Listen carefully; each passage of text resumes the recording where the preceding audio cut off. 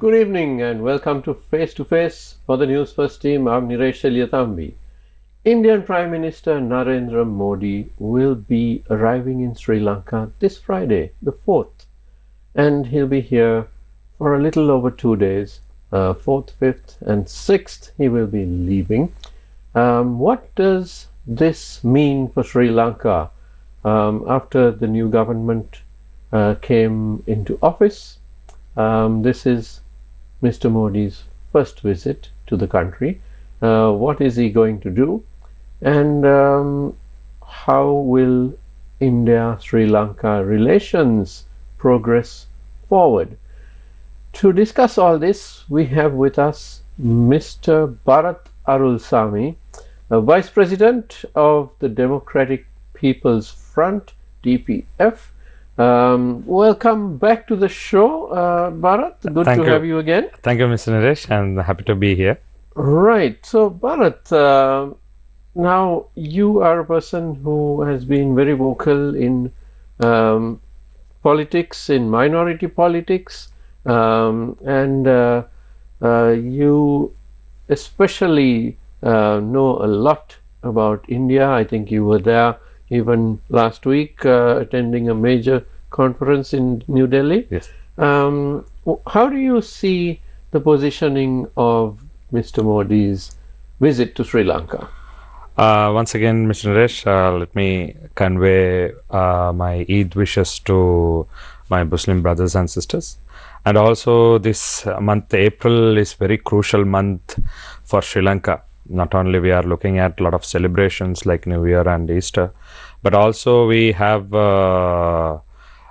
very delicate situations, like we are going to face an election.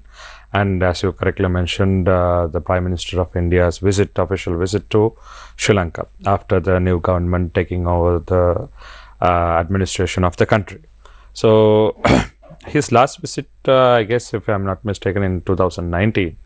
And our President Andhra Kumara Dissanayaka had made his first visit, international visit to India, and they had a very productive bilateral discussions. Mr. Naresh, we must accept the fact that the India's economy, I believe nearly 4 trillion economy, we do have a very competitive market among our neighbors, and also Sri Lanka being a country which has faced a lot of disasters in this since 2019, like the Easter bombings and the COVID, and after the financial issues. Now we are on the verge of inclining our financial situation, and we have to stabilize our financial role. So India is the first nation who came forward to bail us from our debt crisis, and also India is a country who came forward first with the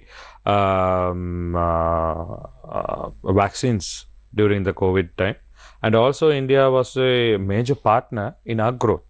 So Prime Minister Narendra Modi's visit will be a significant event in Sri Lankan politics at the moment, and also it will be very different to see the same party who opposed this Indian ideology is going to welcome an Indian Prime Minister into the country. So we are eagerly waiting how the systems are going to take place. And according to the Foreign Secretary of India, External Affairs Ministry, they said they are looking at signing major 4 MOUs between Sri Lanka and India, especially on defense and security, and also economic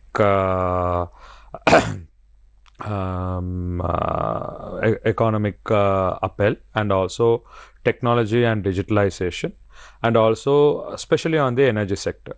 So we were expecting a major event for Sampur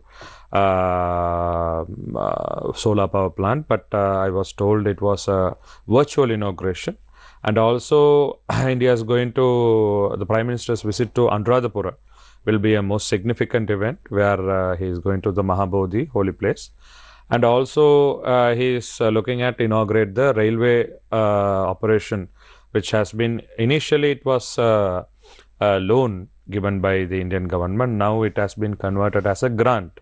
So these are some significant milestones which we are going to achieve together, and also our trade relations with India, and also our digital economy with India, and also introducing digital transaction methodology to Sri Lanka will be significant impact on Sri Lankan economy. So I believe Indian Prime Minister's visit will be a real game changer to Sri Lanka, and also it'll give a long term sustainable growth for India and Sri Lanka bilateral relations. Now, you did mention that the party which is now in office in Sri Lanka had a history of Yes. opposing stronger Indian relations, but that's politics, isn't it? Yeah, exactly. we have to accept that fact. Yes, but politics may change, but geography doesn't change. Exactly. And India is our neighbor, and a very large market, and a source as well for tourism and products. So you can't change any of that. Exactly. Now, with regard to the various projects, since this government came into office, do we see an increase in the projects, or a slowdown, or was it to be expected to go at this pace? What does it look like, the investment? Because I ask this in the backdrop of this Adani question, Yes. which seems to cloud the judgment, because that was supposed to be a big investment, but it was a very controversial one. And now, so there's a lot of fog swirling around that. Exactly. But if you keep that aside, what about the rest of the investments from India into Sri Lanka? Mr. Naresh, you did mention about my participation in New Delhi, a very prestigious event called Raisina Dialogue. So where I think this time it was the 10th Raisina Dialogue, and most of the, I think more than 12 European country foreign ministers were there, and US from National Security Advisor to NSA Director to many people were there. And it was actually what I learned from there. The Europe and the world is they are looking at India's growth. Now, India was in the same position as we are right now in 1991. Now, when you compare that with Europe countries after the World War II, after 1947, they had the backing of as an union and also a developed state called United States of America. So they had a pact with the NATO, and they had a security arrangement, trade agreements between them. So they were like covered. But in India's perspective, from 1991 to today, their magnificent growth has come not in a very simple or very easy way. They had competition. So when you compare China and India, the growth rates are like with the Chinese growth and technology, competing with them itself it's a big Herculean task. But India has grown such far, and also accepting the geography and the culture of the people, and there are multilingual people there living there. So inclusive growth has been an example for them. Similarly, for Sri Lanka, we can't deny the fact, as you correctly said, we have no option to select our neighbors. We have to be with our neighbor. Now, one crucial example we can say.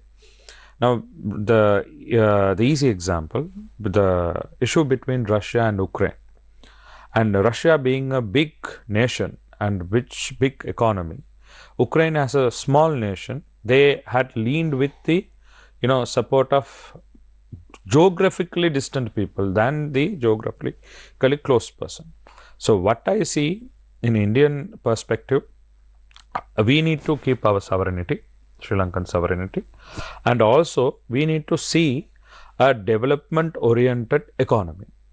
When you point out what is happening right now with the government, a famous quote of Mike Tyson: everyone has a plan until they get a punch into their face. Right now, this government had a plan. They were like very much in their manifesto. They gave very beautiful narrative, and in stages they gave wonderful narrative on, like they gave speeches. They got a big following, and also because of the improper management of the opposition parties right now, they gained the power. Now, when it comes to delivery, there is a big problem. Now, Mr. Nilesh, I think this government, now it is 6 months from they have becoming into power as from president to now. But I don't see any foreign direct investment coming into the country yet. And our bank ratings are very low at the moment, even though the Moody's, they have given some green light. But there is one specific S&P, if I'm not mistaken, their rating is very low. And any foreign direct investment to come in, they have to have a stable economy. Right, but Barath,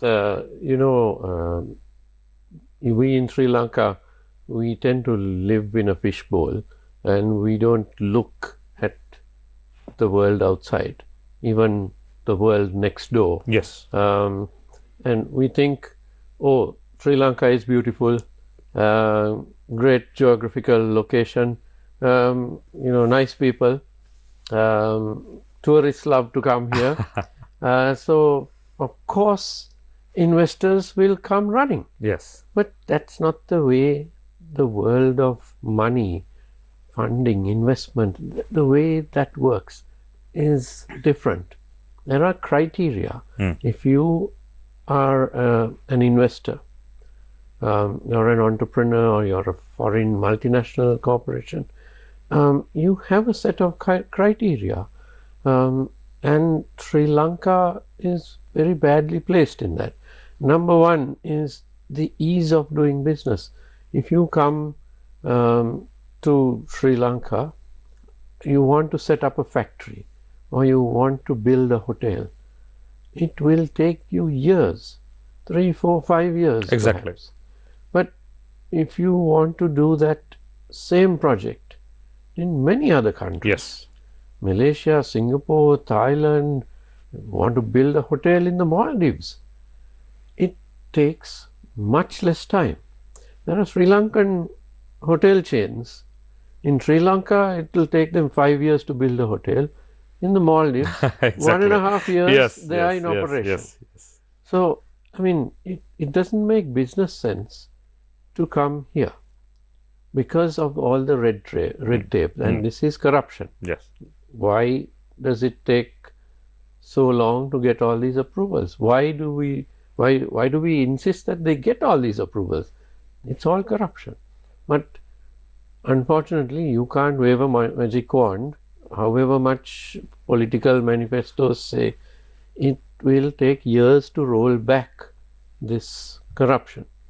So we can't expect big investment so quickly. And then I'm sure you agree with that. Then there are other things. The cost of electricity. We are among the highest in Asia.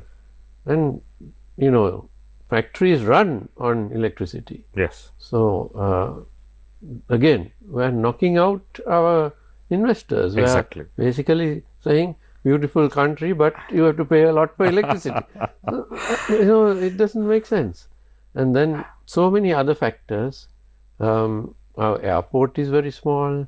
Our highway system is ridiculous. I mean, we have a nice highway to go down south, but what about the rest of the country? Exactly. So there are a lot of issues. So all those will take years to sort out. So we can't sort of expect the radical change that was promised. No, Mr. Naresh, I totally agree with you. But the thing is, now I am a very practical person where I see the delivery period. I don't say the government should deliver in 5 months. We can't do it. It's impossible. And I would like to refer back where President's first speech after he's assuming, he said I am not a magician. So he has to take time to do this. But we have to make sure the government provide a proper working plan. Yeah, so this is what we are going to do. Now, unless rather telling that, they are giving some lame examples for, putting monkeys in one island means that doesn't give a positive message to our people. Since you mentioned Adani's. So you see, Mr. Naresh, I know the fact that, yes, there are differences in the rates, like 8.62 cents is a, higher rate comparatively to the market rate. Yes, we do agree. But what I would say is having a discussion with such a multinational company, forget about it's an Adani group. It's a multinational company. It's not let's say it's not an Indian group. It's a multinational group. That group is removing their investment or the intention of investing in Sri Lanka will send a negative image among the investors around the world. And I would like to refer back to President's speech, budgetary speech in Parliament. He referred about this economic diplomacy. So economic diplomacy is all around surrounded with how we deal with the investors. Well, it's how we deal and who we deal Exactly. with. So I mean, we have had dubious investors Yes. in the past. There is this now the Krish building Yes. in the middle of Fort. Exactly. So many acres of prime state land. Was now given becoming over. hazardous also. And now, I mean, anyone who knows that company will tell you that it's a dubious company in India. There are cases against it in India for doing exactly this, half completed buildings. Yeah. So, when this Krish investment came in, I spoke to one of my Indian colleagues and he said, you come, I will show you, 10 different buildings, all half completed. Yeah. So it's very clear. So we have to be careful whom we deal. And so that is what Mr. Naresh is in the economic diplomacy. It's not about taking everyone in. Like we have to have a proper filtering system. We have to have negotiations and we have to evaluate because, we can't take a hit. So similarly, how the investors think on their part, as a country, we have to think in our part as well. So now I don't say, it's all the discretion of the government to give the work to Adani's or not. It is purely discretion of the government and the system. But I would say, this kind of an image will affect the country's image. Now I remember the recently there was only one operation commenced by an international company is that Shell Petroleum by an American investment, which was negotiated and confirmed during former President Ranil Wickremesinghe's time. So now it is very important for FDIs to come in. That is one. Second thing, Mr. Naresh, when to make a economy to grow, people should have money. So people should have the ability or the way to do business. But unfortunately in Sri Lanka at the moment, if you take export sector is especially the exporters are suffering because of so many barriers they have in their businesses, and the production is low and export tariffs are high, and also we have no proper mechanism to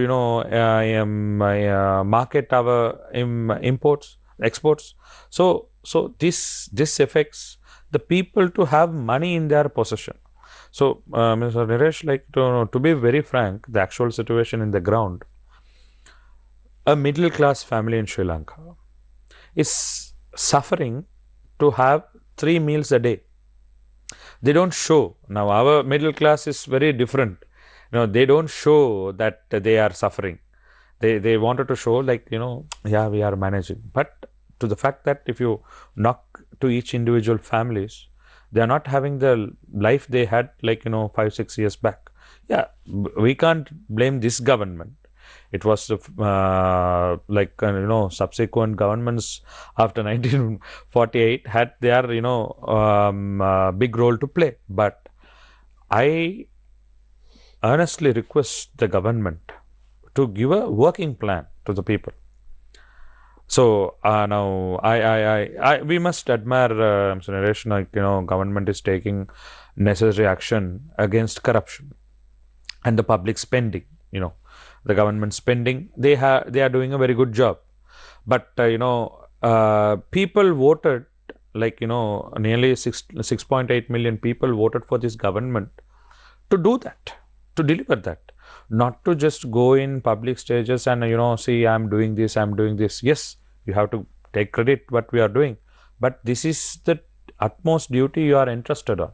So I believe the government should be very vocal about what they are going to do, how their foreign policy going to work, how they can work on this tax net. Everyone should be covered into this tax net. That is my personal feeling. And also the local manufacturing, let it be in farming, let it be in local production, industry or exports, there should be, business should be boomed. And I remember you asked this question earlier, about this, our government servants, are they cooperating? Earlier, like, after watching the program again, I really admired that question, Mr. Naresh, because, even though the political heads may be replaced, I may be replaced, President Andrew Kumar may be replaced, my party leader Mano Ganeshan could be replaced, but, a lot of people can be replaced, but the government sector is not going to get replaced. So either they should evolve, or hard and fast rules should be applicable for them. Otherwise, Mr. Naresh, president or the government or the opposition, shouting on, bringing a transformative change, it will not be delivered through this executive branch. Well, corruption is like an octopus. It has many tentacles. You can't cut off one tentacle and say, well, the octopus is dead. Yeah, exactly. Rather crude example, but I think it tells you what corruption is. Exactly. It's everywhere. Yeah. So again, we are talking about a culture change throughout the country. I mean, everybody is guilty of this, right? And the state sector particularly has a huge role in corruption. And therefore they need to change. Exactly. So does the private sector and citizens. So that will take some time. True. But again, we need to have that discipline.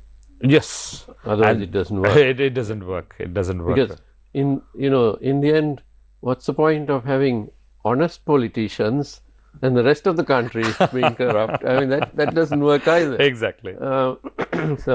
Right. Now, you mentioned digitalization, which is one of the strong points which the president and other ministers in the government have continuously harped on, saying that is required for many reasons, including anti-corruption and including increasing the efficiency, the transparency, all of that. And you mentioned that with Prime Minister Modi's visit, we hopefully will see some further development in this.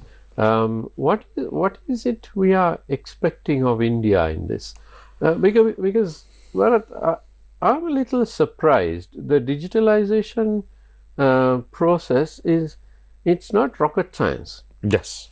You basically need to have websites, apps, and websites which need to be updated, in real time, daily Yes, basis. yes. You know, not put your minister's face on it. He's being garlanded To load today, that itself, it and will then take 5 minutes. 1 year from now, the same picture is still there. Yeah, That's yeah. not, you know, I that's not understand. it.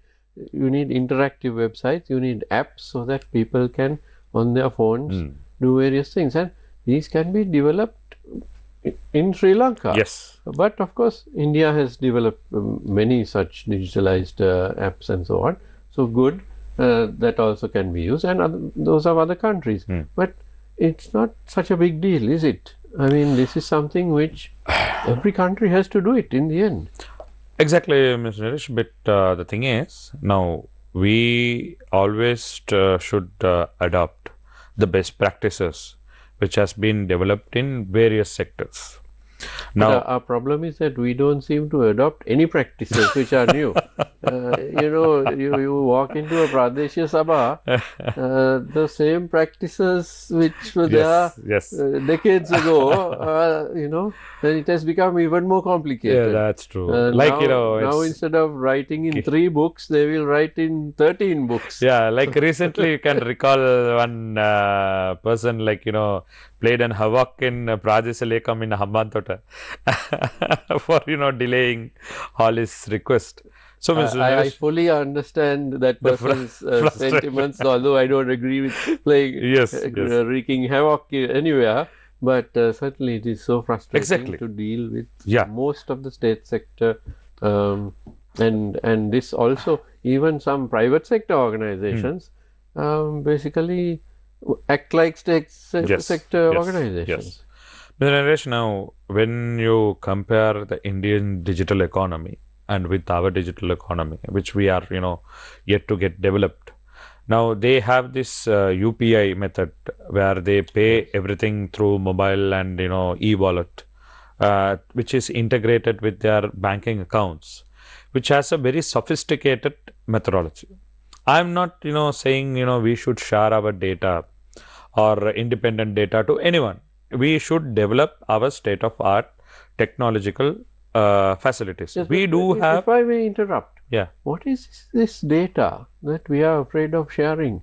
yeah, already. Because Google, Everything is Google there. knows everything about you. Facebook knows everything about you. Yeah. These are not Sri Lankan companies. Exactly. You know, if you go and buy something on Amazon or AliExpress, they certainly know everything about That's you. true. You know, you buy food from a restaurant, even a Sri Lankan restaurant, and they will know your habits. They know your Now, even if you know, type your name in ChatGPT, they will give the entire brief about you and what you do, what you like, what you not like. Exactly, and we ourselves put our data up there. Exactly. We put our whole CVs on LinkedIn. We you know, so everybody can guess. Okay, this is his age. You know, that you can guess that. Yes. Then where Likes and dislikes. likes, dislikes. Then nowadays you go. Even the political decisions are made through digital, you know. Exactly. I mean, one of your friends puts up some point of view. Yes. You oppose it or you support Exactly. it. So then anyone can say, "Oh, this guy, he's left wing, right wing, whatever." And then even what we eat, we go to a restaurant, and you know, so many people just put pictures of their food. So even that. Exactly. So there is so much data Yes. on every one of us, which is out there. No. So what, you know, I'm not quite sure what this data is, which we say India will take or somebody else will it's take. not about taking the data of one person's or a kind of a just basic data, Mr. Naresh. It's all about, you know, financial transactions, which should be, you know, within the legal framework. So I'm not saying, like, you know, as you correctly mentioned, it's open to everyone. You know, now people used to, you know, put pictures with their lavish life, you know, so people know, right, he's a rich person and he's a like, you know, middle income person, so people tend to judge. But the thing is, what we can learn from Indian economy is, you know, from the grassroots level, from a, you know, chai seller, a tea seller, to a multinational company, their integration with this digital economy is, very, very, very successful. Like, and it is not a small state. It is a population. We are talking about billions of population there, and with that they are micromanaging the entire transactions, and all the data are at the simultaneous time that it has been transmitting. So likewise, we need Sri Lanka, as you correctly mentioned, to end this corruption or bring down this corruption. We need to have a proper data analyzing system which can be used for our day-to-day activities, especially in the government departments. Now, otherwise we need to carry the files. Now, I must there is in Colombo land registry. Now, Colombo land registry is completely digitalized, even though there are a lot of ups and downs in that. But when it comes to Kandy or other areas, the land registry in Colombo is more user friendly for people to Then when I went to Supreme Court of India other day, I saw this litigation part, accessing, their filing, everything is in digital. So like when you go there in the court sector, and if you press the tab, you will know at what time, which case is going, what is the case is going right now, and what are the briefs. Everything is visible for even for a layman. So likewise, now embracing the digital platforms, it is very vital for us. And also rather I'm looking at some American technology or other European technology, it is easy for us to learn about. Why should we pay 10 times what we can get it from India? Yes, or we can develop it ourselves in ourselves. Yeah? That is what we are looking rocket at. Science. Barath, we need to take a short commercial break. Yes. We are in conversation with Barath Arullsamy, Vice President of the DPF. Don't go away, we'll be right back.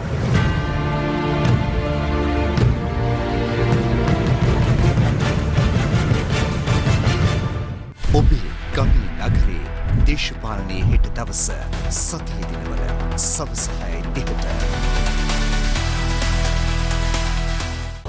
කොහෙද යන්නේ? මං එයාට අපහු මගේ ගෙදරට එන්න දෙන්නේ. එයාත් එක්ක තිබිච්ච බැඳීම ඉවරයි. එහෙමනම් කටවහගෙන ගිහිල්ලා ඔයගොල්ලෝ වැඩක් බලා ගන්න. තරහ නොවී ඉන්නකෝ. හරි ආයි කාගෙනවත් කතා කරන්නේ වට හතක් කැරකිලා පරණිත් ඔක කරගන්න හිතාගෙන ඇති. හැබැයි ඉතින් මං ඉන්නකන් ඒක සිද්ධ වෙන්නේ නැහැ. සිහින ආදරේ. අද රාත්‍රී 9:30ට සිරස ටෙලිතිරයෙන්.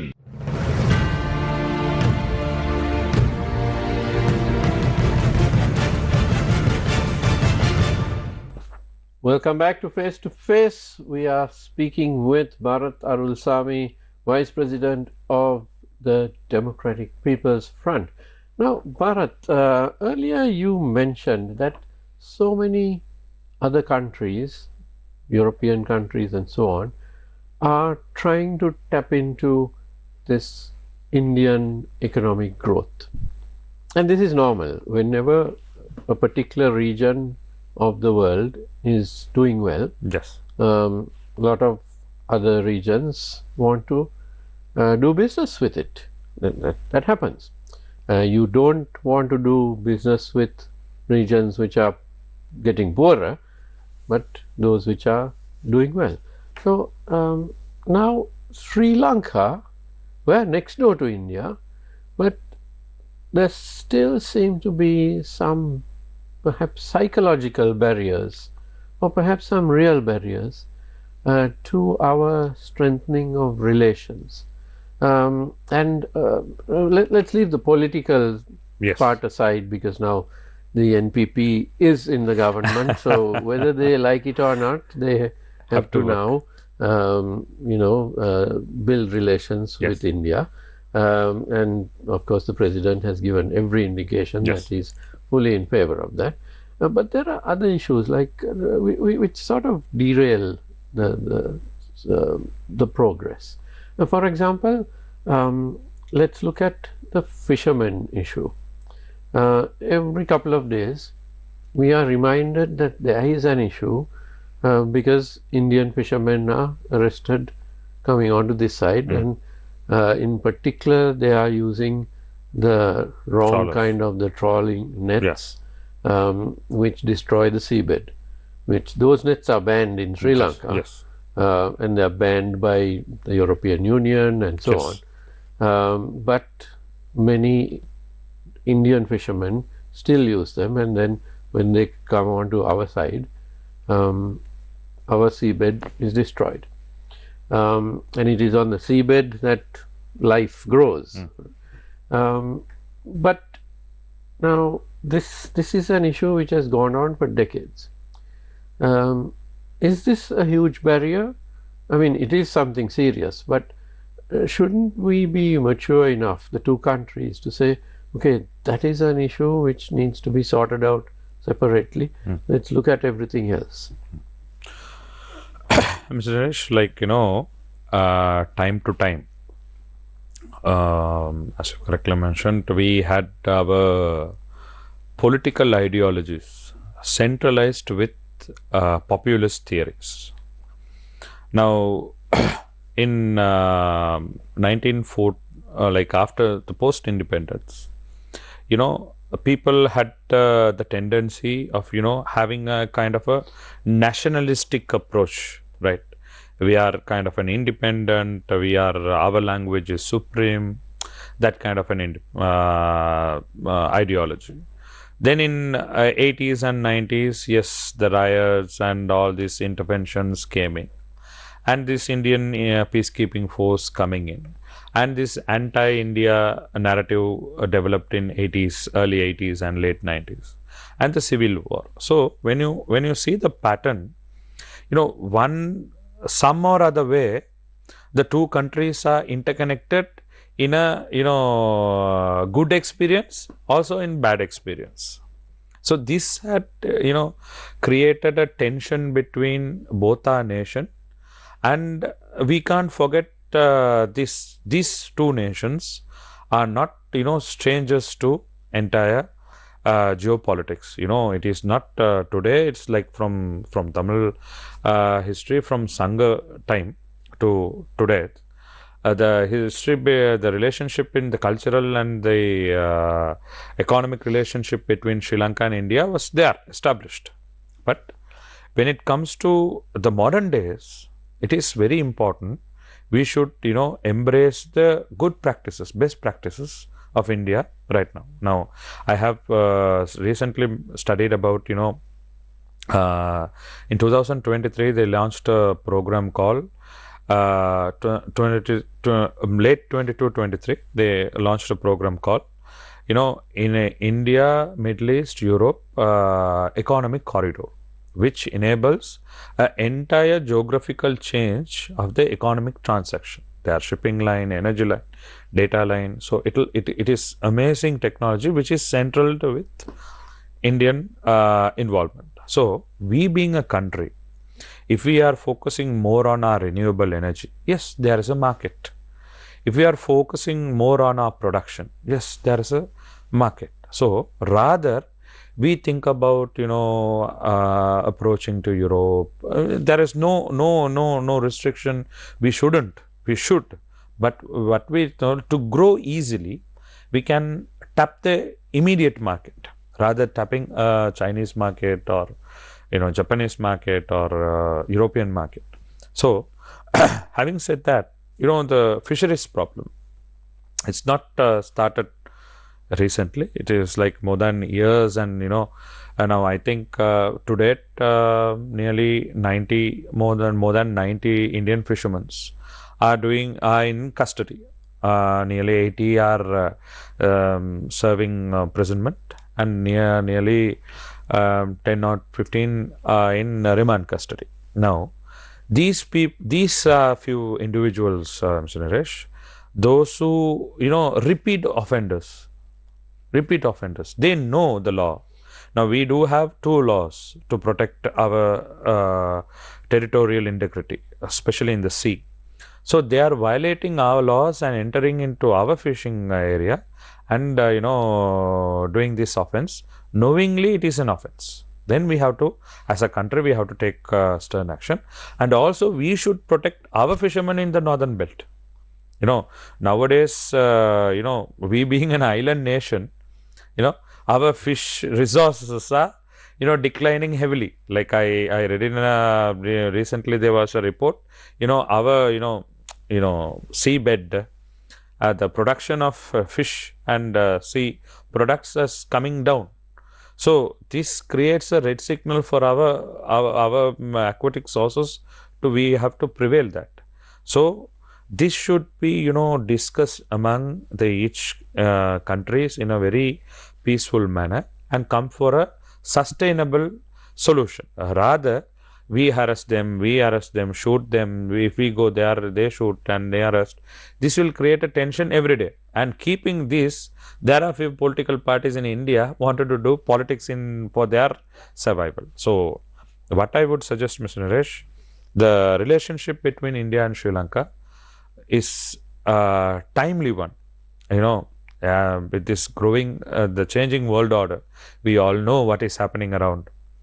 How the Trump's tariff policy is choking about, choking the entire wreaking havoc around the world, economy. Yes. And also, today there is a clear warning between Iran and America, and also the developing war in Israel and Gaza. So these are very important elements we should keep in our mind. If there is a Gulf War take place, then our fuel prices will rocket up, and if there is a European instability, our exports will get affected, and if it is American issue, then our exports will get affected. So we should make this as an opportunity.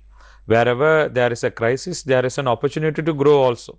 So now it is our time to empower our business leaders and SMEs and entrepreneurs in Sri Lanka to come up in their business activities. I really commend the president in his political stages nowadays.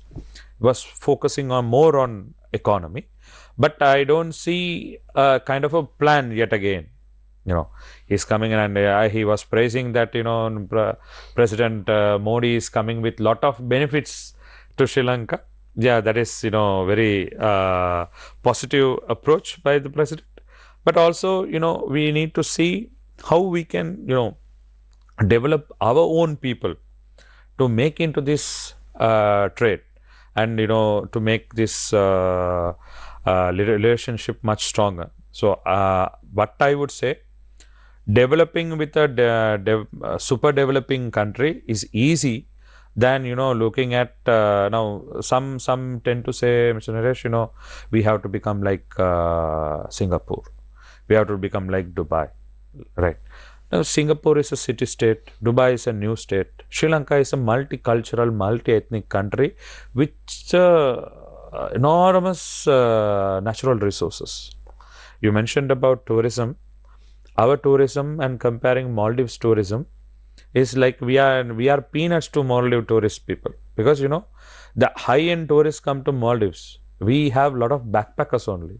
It is not about saying that we have 200,000 tourists coming in, 500,000 tourists coming in.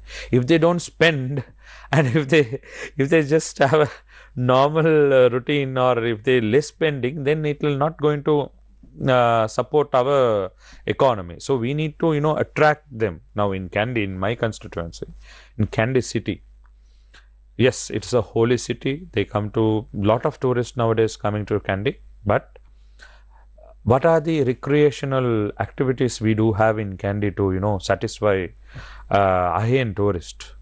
We have to think about that. So there are a lot of things we can do, and also as we are no strangers to Indian market also for tourism.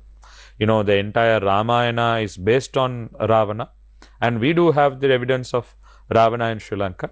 So based on that, we can develop some connecting part. So what you're saying is we need the government to come up with proper plans. Exactly, proper plans, and they should be very vocal on what they are going to do. Right. Now, are we still battling the demons of the past? Because we are still in that traumatic situation which we went through for so many years. We had Easter Sunday, still unexplained. We had COVID, we had the economic meltdown, then we had the Ranil Wickremesinghe government, which some people praise it, but too many people fell below the poverty line. Exactly. And so beyond all of this, there is the need to find the culprits for many of these activities. In particular, Easter Sunday. Yes. Which the president has said that within the next 3 weeks he will be doing his best to name those responsible. And this is something that we need, isn't it? We can't have this in our minds as something which is not solved. We need this closure. As a nation, I think all of us need that closure for Easter Sunday. Then Batalanda. Yes. The I thought you torture will camp. forget. In the early days of my career, we reported on Yes. torture camps. Yes. So this is nothing new. What the Batalanda report is saying, I have seen all of that. But the difference is, at that time, the people who were doing the torture, then the executions, they were in power. So you couldn't expect justice. Yes. And for 35 years, we didn't get justice. And now we have a government which we expect will try to bring some justice, although after 35 years, it's not easy. But at least we are now talking about this. And this is again, quite apart from punishing the wrongdoers or trying to, it's all about System. discussing and then setting up systems that to ensure that this will never happen again. True. So, is it something which we need to continue doing? I mean, in my opinion, it is. But also, will that tend to grab all our attention? And shouldn't we also have a balance here? Mr. Naresh, as you pointed out, the past demons. Yeah, past demons are there. It's a Herculean task for and the past demons are very much present, in our society. Those demons are here. They didn't vanish. Yes, they are. We see them. We see them in politics. We see them in the forces. We see them retired and living lives as if they had been school principals or something, while they were actually people who carried out horrendous inhuman acts. Yes. So, Mr. Naresh, when we take about, when we talk about Batalanda, when we talk about the post-war, during the last period of war, or 83s, 89, the riots which affected our community, upcountry community. So these are now when you take after the independence, why I always refer that the people who left Sri Lanka, our diaspora community, none of them went happily to another country. They either went with frustration, deep sorrow, or angry, or giving up entire Sri Lanka in the recent past, right? So winning their confidence is not an easy task for any government, right?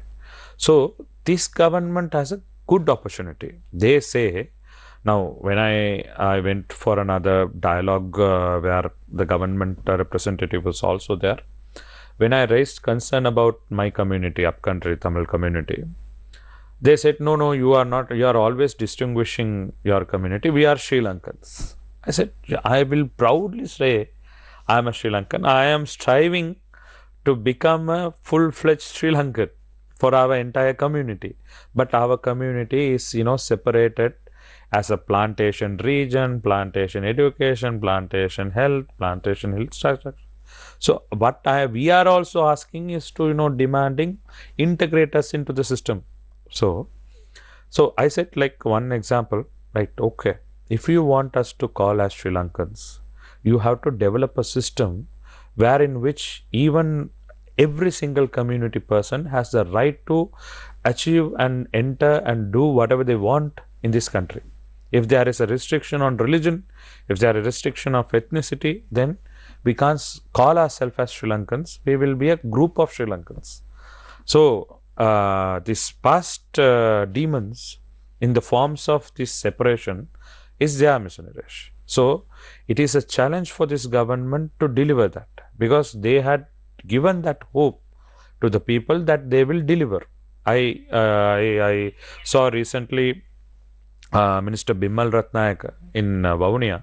He said he will take, actions on Batlanda, and also in post-war, this war period, if there is any mass murders and genocides, he will take action, which is, commendable things. But we want it in like some kind of a working plan. Like even Mahinda Rajapaksa, after post-war, he said, like, I'm going to do integrity, lesson learned, LLRC report will be followed. But the people speak, but when it comes to delivery, it's not there. Wow. So this now, for an example, Mr. Naresh, now for our community in this budget, there is nothing but Indians' donations. Right? President came and proudly said, I'm Malayaga Tamler.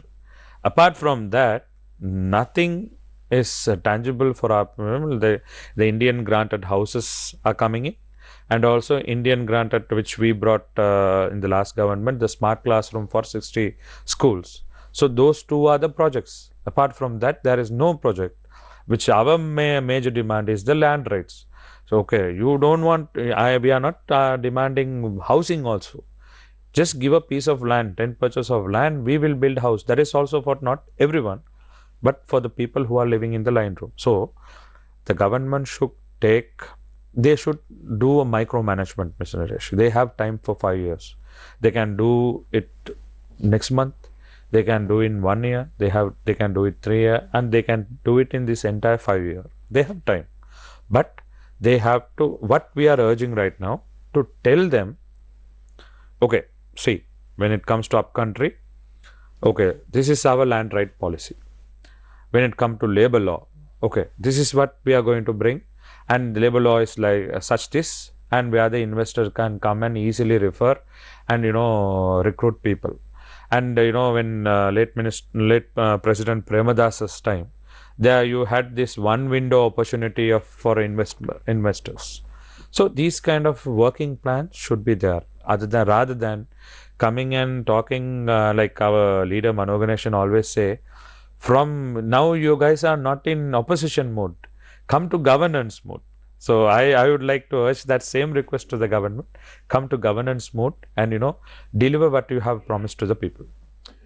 So in conclusion, I think we Sri Lankans, especially the government, but all Sri Lankans, we need to identify the past wrongs and issues which continue to linger, and learn from our past, resolve the issues and go forward. Exactly. That's the only way to go forward. Exactly. That is the only way forward, where we can unite as Sri Lankans, not only Sri Lankans who are living in our country, but also Sri Lankans who are living abroad.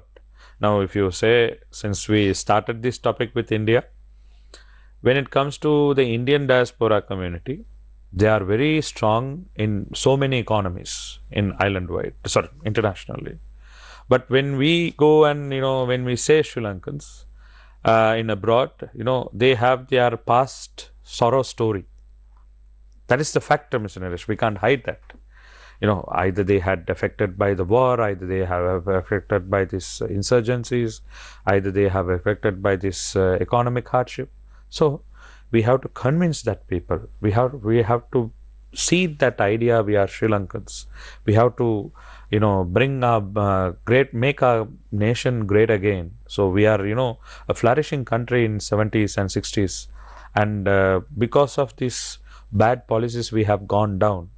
So we being in opposition, yes, we are very much strong in supporting the government, guiding the government, and questioning government on behalf of our people.